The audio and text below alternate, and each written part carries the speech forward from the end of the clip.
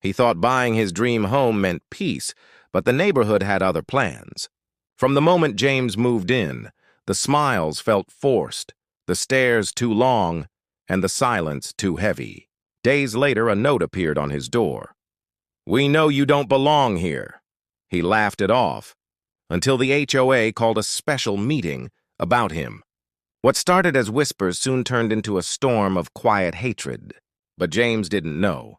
This time, someone was watching, and their truth would shake the entire community. For James, buying that house wasn't just a milestone. It was a promise to himself.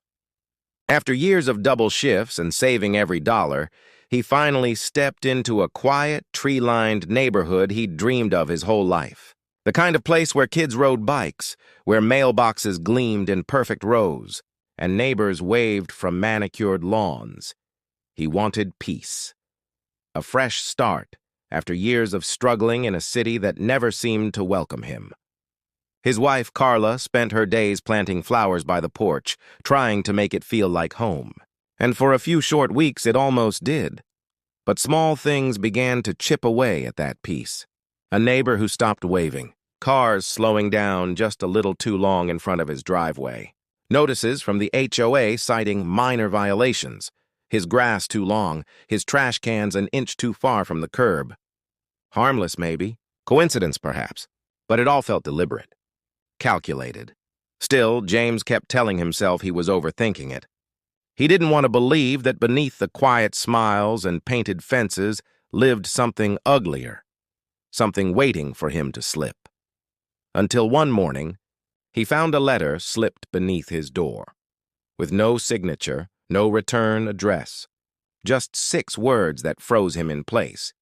"You don't belong in this neighborhood." The letter stayed in James's hands for hours.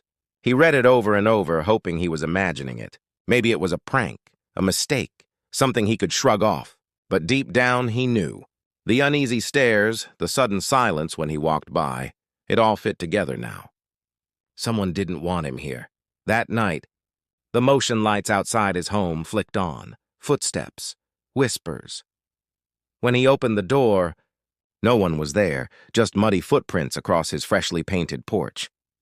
The next morning, Carla found their flower beds trampled, the words "property value" scratched into their mailbox. James reported it to the HOA, expecting support.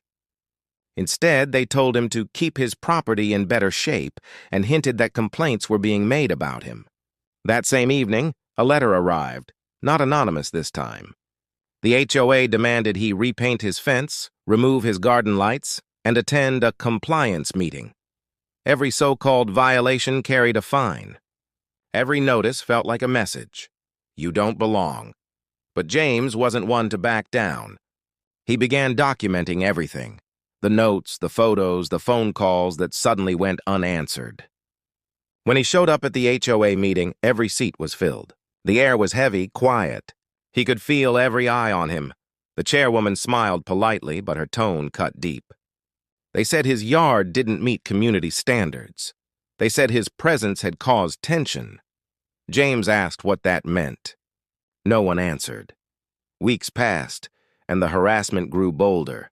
His trash cans were overturned. Someone left a dead bird on his porch. A neighbor told him in a hushed voice that some folks think your kind brings trouble. Sleep became rare. Carla cried quietly at night, too afraid to say the word they both knew fit: racism. Then, one afternoon, as James came home from work, he found a white envelope taped to his garage. Inside were photos, his house, his car, his wife, taken from across the street. No words this time, just silence. James's hands trembled as he stared at the photos. That silence was louder than any threat. It was organized, deliberate. A community bound by quiet hate, but they didn't know who they were dealing with. Because James wasn't alone anymore. Someone had been watching too. And soon, the truth about that perfect neighborhood would start to unravel. In the weeks that followed, the cameras stopped rolling, but the damage lingered. The HOA board members resigned one by one, hiding behind statements filled with half-apologies and legal phrases that meant nothing. Investigations began. Slow, quiet, but real this time. For once, James's voice had weight. Still, peace didn't come easy. The flowers Carla once planted had withered. The laughter that once filled their evenings had faded into silence. They stayed, not because it was easy, but because leaving would have meant surrendering the very thing they fought for, their right to belong. Neighbors who had once turned away now waved awkwardly, unsure how to face the man who exposed their silence. Some offered apologies. Others pretended nothing had happened. But James no longer cared for their approval. He wasn't living for their comfort. He was living for his dignity. He rebuilt slowly, one day at a time. Each morning he'd step onto that same porch, take a deep breath, and remind himself, this house wasn't just wood and walls. It was proof that hate could be challenged, even when it wore a smile and called itself community standards. But the truth of James's story is bigger than one neighborhood. Because racism doesn't always scream in anger. Sometimes it whispers through rules, regulations, and polite excuses. It hides behind policies and smiles, waiting for silence to let it grow. So ask yourself, how many Jameses are out there, fighting battles no one sees? How many people are told they don't belong, not with words, but with looks, letters, and lies? Sometimes the loudest stories are the ones no one wants to hear, and the quietest voices are the ones that change everything. When you hear stories like this, what do you feel? Anger, sadness, or maybe disbelief that things like this still happen today? Because behind every rule or policy sometimes hides something darker, something unspoken. A look, a tone, a choice of words that says, you don't belong here.